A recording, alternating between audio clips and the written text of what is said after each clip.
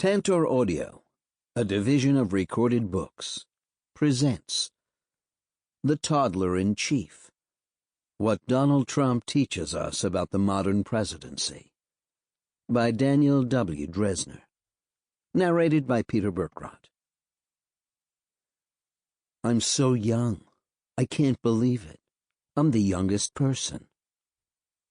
President Donald J. Trump, April 26, 2019. Introduction. Once upon a time, a toddler was elected president. At age 2, children view the world almost exclusively through their own needs and desires.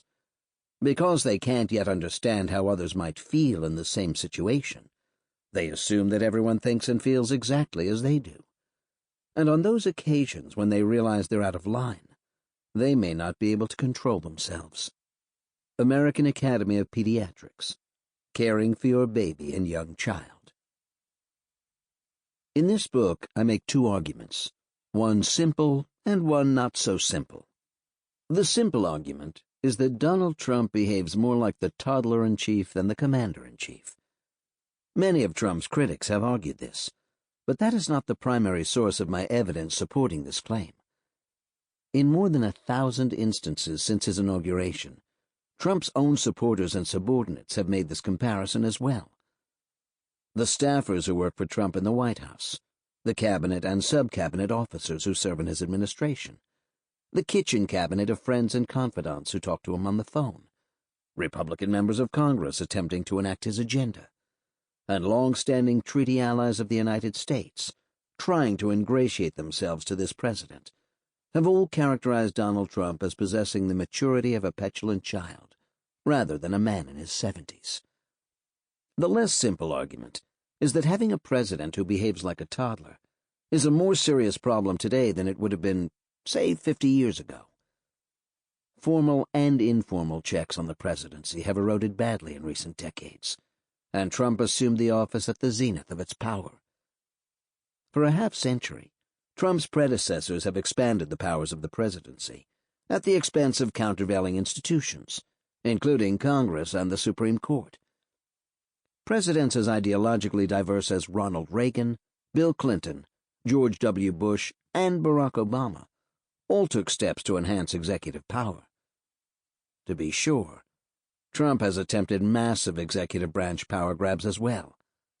This is problematic, but the underlying trends, all of which predate Trump's inauguration, make the existence of a toddler-in-chief far more worrisome now than even during the heightened tensions of the Cold War. Consider navigating the ship of state as analogous to driving a car on a twisty mountain road. The risk of driving off the side of a mountain is real. Two things can prevent a catastrophe: the driver's good sense and guardrails separating the road from the precipice.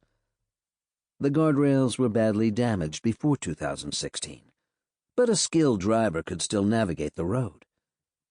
In that year, however, the country elected the most immature candidate in American history to drive the car.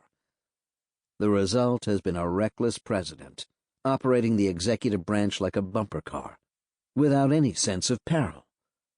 The car has not careened completely off the road yet, but that is due more to luck than skill. The possibility for a fatal crash remains ever present.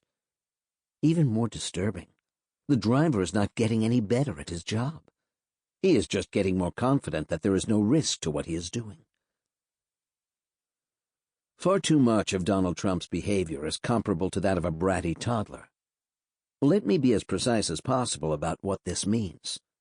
I am not saying that Trump is a toddler. Multiple physicians, some of admittedly dubious provenance, have confirmed that Donald Trump is a borderline obese white male over the age of 70. Furthermore, even casual observations reveal that this is not a Benjamin Button situation, in which Trump is aging into a small child. Biologically, the 45th President of the United States is a fully grown man, just like the 43 men who preceded him. I am arguing that, unlike his predecessors, Trump's psychological makeup approximates that of a toddler. He is not a small child, but he sure as heck acts like one. Furthermore, I am not indicting the behavior of toddlers by comparing them to Trump. The 45th president shares a lot of behavioral traits with small children. The difference, however, is that toddlers have a valid justification for their behavior. Many of the unsavory traits associated with toddlers reflect their effort to make sense of the world given their limited capabilities. At the toddler stage of cognitive and emotional development, children throw tantrums and act impulsively because they have no other means to cope with their environment. Over time, of course, toddlers grow out of these behaviors. Donald Trump shows no such signs of maturation. He offers the greatest example of pervasive developmental delay in American political history. These are strong statements to make, and readers should approach such provocative claims with skepticism. This is particularly true for those Americans who voted for and continue to support the 45th president. Donald Trump is a polarizing figure in polarized times. The incentive to ridicule the president is strong among those who resist Trump's agenda. Since Trump's election, Democrats have frequently characterized the president as possessing the maturity of a boy who has yet to master his toilet training. Numerous party leaders have deployed this analogy. In December 2018, Senate Minority Leader Chuck Schumer accused Trump of throwing a temper tantrum when a bipartisan appropriations bill contained no funding for a wall along the U.S.-Mexico border. In January 2019, former Deputy Attorney General Sally Yates tweeted that Trump was behaving like a spoiled 2-year-old holding his breath. Speaker of the House Nancy Pelosi blasted Trump for his obduracy during the 2018-19 government shutdown, telling reporters, "I'm the mother of 5, grandmother of 9. I know a temper tantrum when I see one." A few months later, Pelosi told the New York Times that Trump has a short attention span, as well as a lack of knowledge of the subjects at hand. 2020 Democratic candidates for president have also compared Trump to a preschooler. Nor is it difficult to find examples of commentators characterizing Trump as a toddler. Indeed, these analogies predated his inauguration day. In June 2016, Politico's Jack Schaefer wrote, "This is the first time we've seen a candidate assume the psychological and reactive profile of a small child. Trump seethed like an irritable 2-year-old, instead of exhibiting the kind of restraint and comedy we usually associate with a finalist in the presidential sweepstakes." One textual analysis from the 2016 campaign concluded that Trump's speeches had the emotional maturity of a toddler. A few weeks after his election victory, The Daily Show's Trevor Noah made the comparison more explicit. "We've come to realize that there's a good chance that President-elect Trump might have the mind of a toddler. And if you think about it, it makes sense. He loves the same things that toddlers do. They like building things. They love attention, always grabbing things they're not supposed to." Trump's inauguration did not slow the use of the toddler analogy. If anything, its frequency increased. On television, commentators ranging from Don Lemon to P.J. O'Rourke have characterized the president as a 2-year-old brat. Protesters and editorial cartoonists depict Trump as a giant man-baby. Within the first few months of his presidency, even conservative columnists such as David Brooks and Ross Douthat were explicitly comparing Trump to a child. In the fall of 2017, The Atlantic's David Graham wrote, "How does the presidency work when the president's aides treat him like a child? The immediate answer is, not very well." By 2019, the analogy's use had proliferated even further. The Washington Post's Dana Milbank penned a column predicated on the idea of Trump's immaturity as president. Though we often hear the mantra, "This is not normal," what the president is doing actually is normal. For a 2-year-old, if you want to understand this White House, turn off Wolf Blitzer and pick up Benjamin Spock. The Atlantic's Adam Silver leaned on the analogy during the January 2019 government shutdown, going so far as to describe the new Democrat-controlled House of Representatives as a parent trying to introduce discipline into a young boy's upbringing. The inauguration of a new Congress means that for Trump, the days of easily getting his way are over. And like a child facing his first taste of discipline, he is chafing at the restrictions. But that's what makes maintaining them so important. As any parent knows, rewarding misbehavior only invites more of it. Clearly, there is no shortage of claims by Democrats and pundits that the President of the United States acts like a toddler. For defenders of the President, these examples merely confirm their suspicion that the charge is politically motivated. Donald Trump has repeatedly labeled the mainstream media to be fake news, and therefore the enemy of the American people. His defenders would argue, correctly, that previous presidents have also been caricatured by their political opponents. Consider the opposition narratives of Trump's most recent predecessors. Republicans depicted Barack Obama as an aloof, out-of-touch intellectual. Democrats characterized George W. Bush as an incurious simpleton, the puppet of craftier politicians. Both depictions possessed some small grains of truth, but were exaggerated so badly that partisans dismissed them out of hand. It is easy for Trump's defenders to do the same with the toddler analogy. Of course, Democrats would paint him in unflattering terms. As the opposition party, they are invested in belittling a GOP president. Surely a mainstream media under constant attack by President Trump would respond with brickbats and petty insults. And hashtag never Trump conservatives? To use the argot of hashtag MAGA, butthurt media whores don't count. This Trumpist refutation of the Toddler-in-Chief analogy suffers from flaws, however. First, political polarization fails to explain why the caricature of Trump involves a comparison to tots. It would be a curious move for Democratic partisans to make if the charge is without foundation. Donald Trump is the oldest person ever to be elected president. Trump's personal scandals include serial adultery, casual bigotry and misogyny, sexual assault, multiple bankruptcies, and tax fraud, all accompanied by copious amounts of profanity. Trump's political scandals include campaign finance violations, acceptance of foreign emoluments, obstruction of justice, and abuse of power. One does not associate any of these activities with small children. Toddlers evoke innocence, and that is the last word anyone would use to describe the 45th president. Why, then, do Trump's critics compare him to a toddler so frequently? Second, the 45th president appears to be uniquely sensitive to accusations that he is immature. Trump has been the target of rhetorical slings and arrows for most of his adult life, but he usually revels in negative publicity. He contacted Tony Schwartz about ghostwriting The Art of the Deal after reading the critical profile of Trump that Schwartz wrote for New York Magazine. As Schwartz explained in 2016, he was obsessed with publicity, and he didn't care what you wrote. In The Art of the Deal itself, Schwartz and Trump wrote, "From a bottom-line perspective, bad publicity is sometimes better than no publicity at all. Controversy, in short, sells." Despite being inured to bad press, however, Trump has been acutely sensitive to being infantilized in the press. During his time in politics, Trump has taken pains to deny being a baby.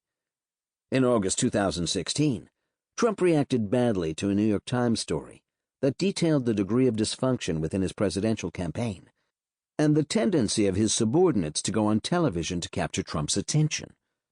The day after the story dropped, Trump exploded at his campaign chairman Paul Manafort, saying, "You treat me like a baby. Am I like a baby to you? I sit there like a little baby and watch TV and you talk to me?" Indeed, Trump views this as the worst of insults.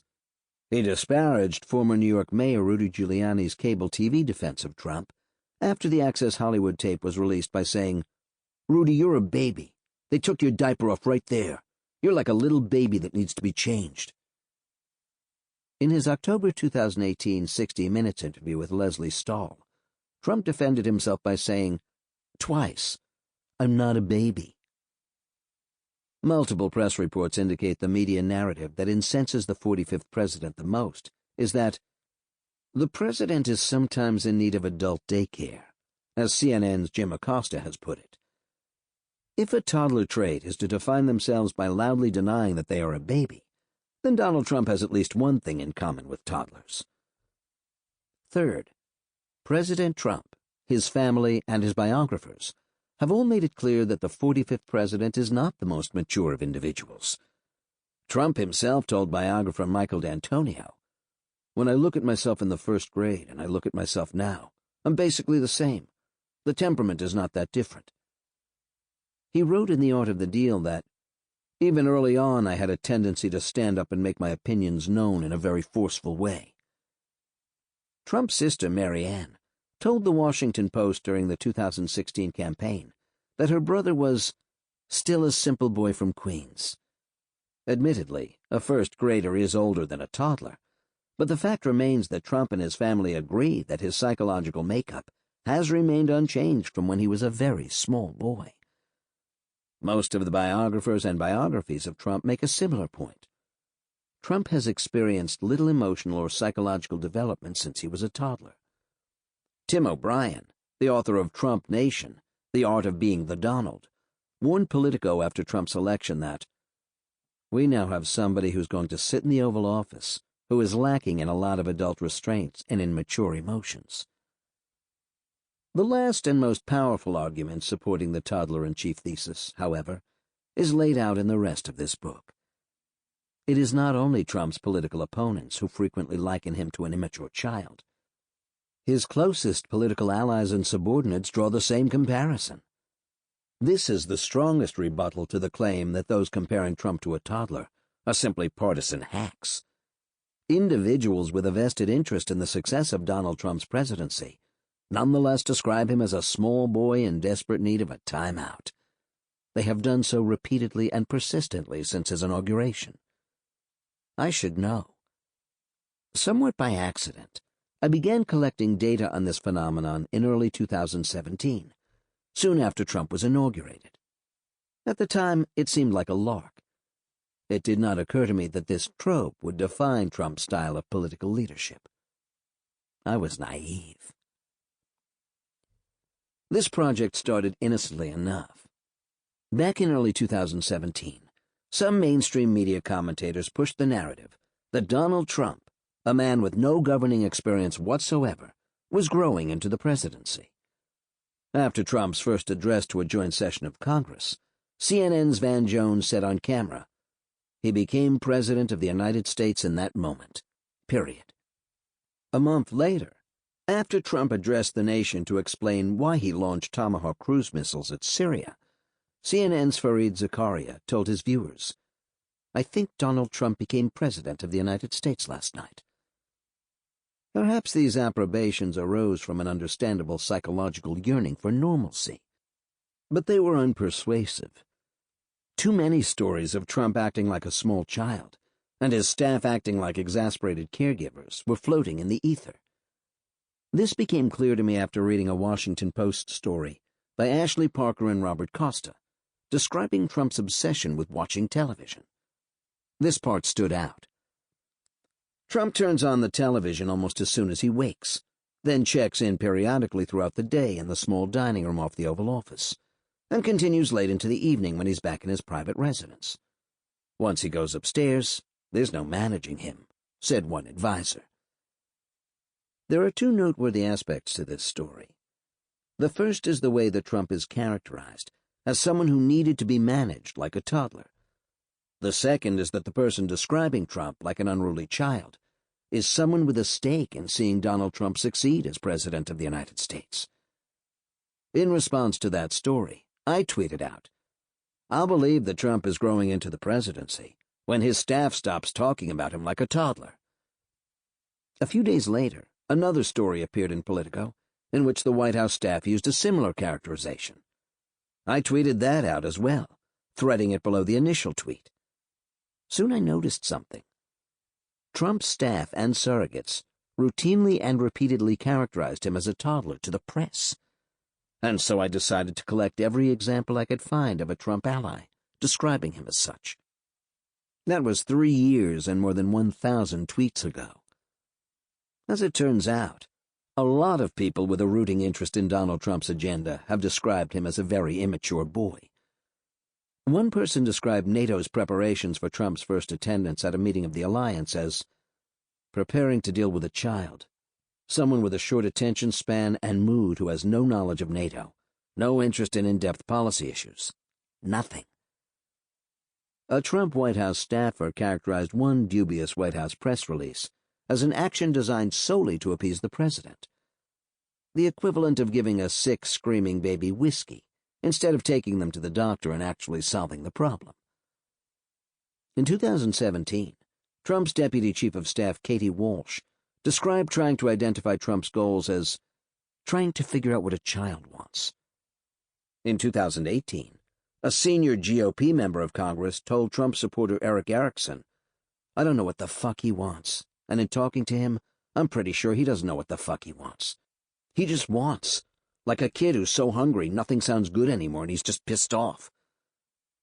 In 2019, a person close to Trump's legal team explained the perils of advising him. "There's just no getting through to him, and you can kiss your plans for the day goodbye, because you're basically stuck looking after a 4-year-old now." A U.S. official described cajoling Trump to keep troops in Syria as like feeding a baby its medicine in yogurt or applesauce. Both Secretary of Defense James Mattis and White House Chief of Staff John Kelly told officials that they viewed their job as being babysitter to the president. Indeed, during Trump's first year in office, Kelly and Mattis reportedly made a pact that at least one of them would stay in the country when Trump was in Washington, just in case he did something crazy. Press accounts are riddled with anonymous staff quotes like, "He just seemed to go crazy today," or "He doesn't really know any boundaries," or "Sometimes he just wants to blow everything up." There are so many examples of Trump staffers characterizing him as a toddler that even the most hardcore MAGA supporters must acknowledge that the president occasionally needs a timeout. Perhaps the most notorious example of a Trump official comparing him to a toddler is an anonymous September 5, 2018, New York Times op-ed penned by a senior official in the Trump administration. The author does not explicitly say that the president is a toddler, but the inference is clear. That op-ed describes Trump's leadership style as impetuous, adversarial, petty, and ineffective, and notes that it may be cold comfort in this chaotic era, but Americans should know that there are adults in the room. We fully recognize what is happening, and we are trying to do what's right even when Donald Trump won't. Variations of this message from anonymous insiders have recurred throughout the Trump presidency. In the summer of 2019, a senior national security official told CNN's Jake Tapper, "Everyone at this point ignores what the president says and just does their job. The American people should take some measure of confidence in that." Some of the individuals named have denied the quotes attributed to them. Most of the quotes that appear in this book are attributed to anonymous sources. Trump has berated the mainstream media numerous times for relying on such tactics. For example, when you see anonymous source, stop reading the story. It is fiction. Or, the fact is that many anonymous sources don't even exist. What makes Trump staffers, allies, and advisors stand out compared to previous administrations, however, is not their desire for anonymity. Every administration has its anonymous sources. Even Corey Lewandowski, Trump's first campaign manager and one of his most loyal acolytes, acknowledged to the New York Times that some of these people do exist. What makes Trump's surrogates stand out is the number of times they compare him to a toddler. And there are plenty of on-the-record statements from prominent Trump supporters and allies that make him sound like a rambunctious 2-year-old. Speaker of the House Newt Gingrich. There are parts of Trump that are almost impossible to manage. Trump White House Chief Strategist Steve Bannon. I'm sick of being a wet nurse for a 71-year-old. U.S. Senator Bob Corker. It's a shame that the White House has become an adult daycare center. GOP campaign consultant Karl Rove. Increasingly, it appears Mr. Trump lacks the focus or self-discipline to do the basic work required of a president. His chronic impulsiveness is apparently unstoppable and clearly self-defeating. Newsmax CEO and longtime Trump friend, Christopher Ruddy.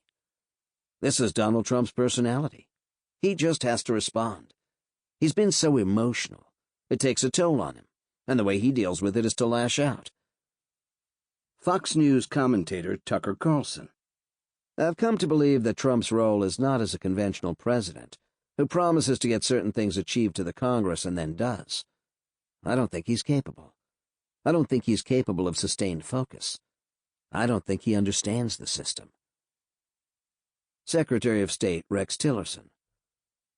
What was challenging for me coming from the disciplined, highly process-oriented ExxonMobil Corporation was to go to work for a man who was pretty undisciplined, doesn't like to read, doesn't read briefing reports, doesn't like to get into the details of a lot of things, but rather just kind of says, "This is what I believe." U.S. Representative Ryan Costello. The notion that a shutdown creates more pressure on Dems is toddler logic. U.S. Senator Lindsey Graham.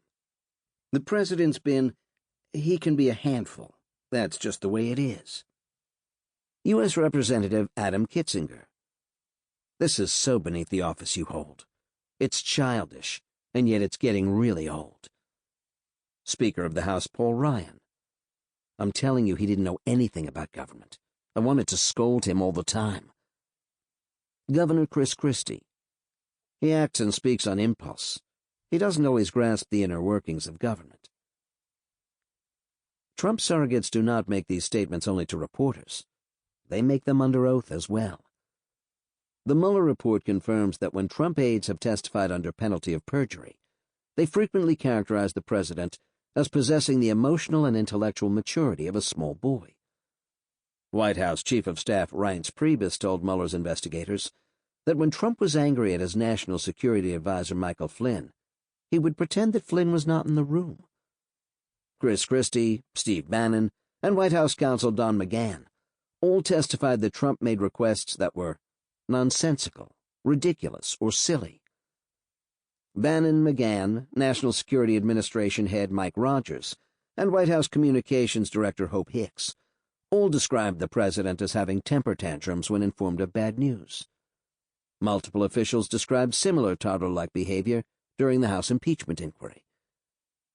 Classified diplomatic cables from the British ambassador to the United States, leaked to a British tabloid, paint a similar picture. Sir Kim Darroch characterized Trump as inept and incompetent to the foreign ministry.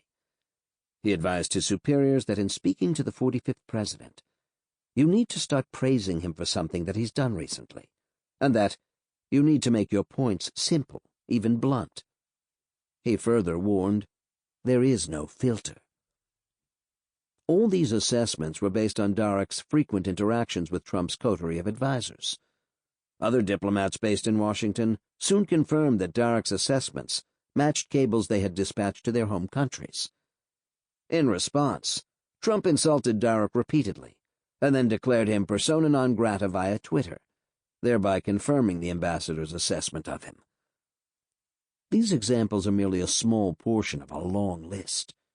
It would be one thing if these kinds of comments emerged once a quarter. Every president misbehaves on occasion. Ambitious subordinates have an intermittent incentive to leak unflattering stories about their commander-in-chief.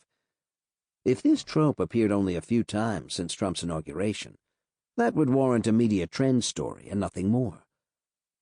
But between April 2017 and December 2019, I have recorded well over 1,000 instances in which an ally or subordinate of Donald Trump has described the president as if he were a toddler.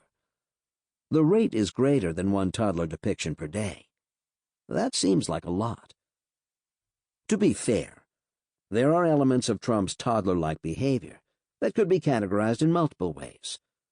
It is undeniably true that some of the behaviors described herein are not unique to small children. Teenagers can be moody and undisciplined.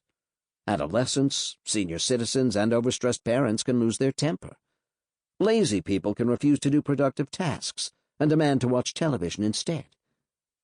As will be discussed more fully in the concluding chapter, however, too many examples have surfaced during my curation of the #Toddler-in-Chief thread that simply do not fit any other category. Consider this anecdote from a May 2017 Time magazine profile. Sample complete.